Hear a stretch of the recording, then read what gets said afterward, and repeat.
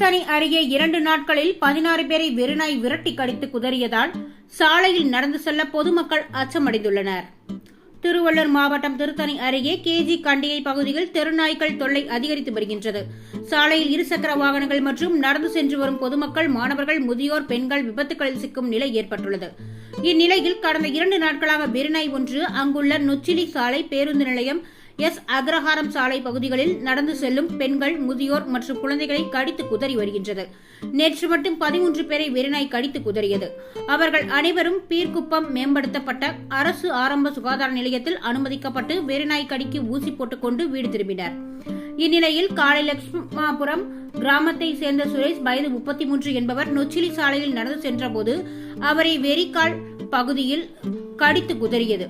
அதேபோல் மாலை 4 மணி அளவில் அப்பகுதியில் உள்ள தனியார் பள்ளியில் குழந்தைகளை அழைத்து சென்ற குப்பம்மாள், வயது 62 என்ற மூதாட்டியை வெறிநாய் கை மற்றும் கால் பகுதியில் கொடூரமாக கடித்து குதறியது.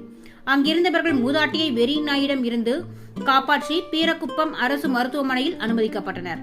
அவருக்கு மருத்துவர்கள் வெறிநாய் கடி ஊசி போட்டு சிகிச்சை அளித்தனர். 2 நாட்களில் மட்டும் 16 பேரை வெறிநாய் கடித்துள்ளதால் கேஜி கண்டிகையில் சாலைகளில் நடந்து சென்று வர குழந்தைகள், பெண்கள் மற்றும் பொதுமக்கள் அச்சமடைந்துள்ளனர்.